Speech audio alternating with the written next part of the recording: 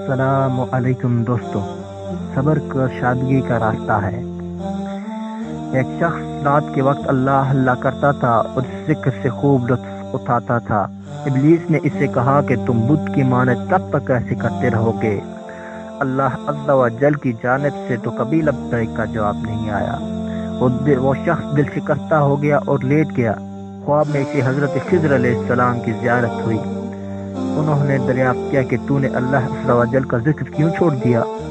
اس نے جواب دیا کہ مجھے جواب میں لبیک کی آواز نہیں آئی، مجھے خطرہ ہے کہ میں بارگاہ الہی میں مردود ہو گیا ہوں کیونکہ میرے ذکر کا جواب نہیں آتا۔ حضرت خضر علیہ السلام نے فرمایا کہ اے سادہ روح، تیری عاجزی اور درد سوزی تمہاری جانب اس کا قاصد ہے۔ کسی شخص کو عبادت کی توفیق ہونا اللہ عز و جل کی جانب سے قبولیت کی دلیل ہے۔ یہ اللہ عز و جل کا ہی کرم ہے کہ وہ اپنی یاد میں لگا دے۔ اللہ عز و جل کا عشق اس کی رحمتوں کو متوجہ کرتا ہے۔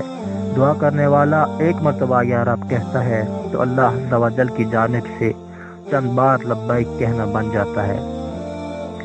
جس سے اللہ عز و جل ناراض ہوتا ہے اسے کبھی دعا کی توفیق نہیں ہوتی۔ اللہ عز و جل اسے درد سر سے بھی محروم رکھتا ہے اور نہ ہی وہ دعا کا سبب بن جاتا ہے۔ جو بیماری اللہ عز و جل کی جانب رجوع کرا دے وہ اللہ عز و جل کی رحمت ہوتی ہے۔ حدیث شریف میں وارد ہے کہ جب اللہ عز و جل کسی سے محبت کرتا ہے تو اسے تکلیف میں مبتلا کر دیتا ہے تاکہ اس کی عاجزی کو سنے۔ درد اور زاری کے ساتھ دعائے عشق کا ہی نتیجہ ہوتا ہے۔ گھٹ گھٹ کر رونا ابتدائی حالت میں ہوتا ہے۔ جب انسان درد اور رونے کی حالت میں اے مددگار، اے معین پکارتا ہے تو آواز صاف ہو جاتی ہے اور اسی میں انتہائی غم کی کیفیت ہوتی ہے۔ جب جذبہ الہی طاری ہوتا ہے تب انسان درد کے ساتھ گریہ کرتا ہے۔ اصحاب کہف کا کتا ان اصحاب کے فیض محبت سے برابر میں وحدت پی رہا ہے۔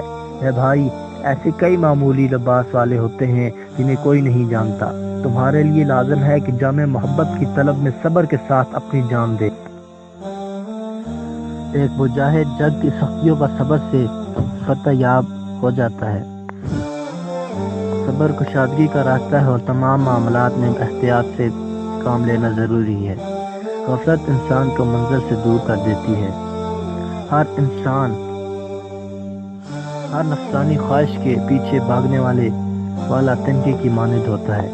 ابلیس انسان کو مختلف ہیلے بہانوں کے ذریعے دھوکہ میں مبتلا کر دیتا ہے، لیکن یہ انسان کی پختہ کاری ہے کہ وہ اس کے فریب میں نہ آئے۔ ابلیس کی خوشنما قرب میں بہت مذرتیں پوشیدہ ہیں۔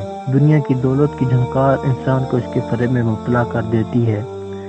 یاد رکھو کہ قناعت بڑی دولت ہے کیونکہ دنیا کی چمک دمک چند روز ہے، اسے دھوکہ جانو۔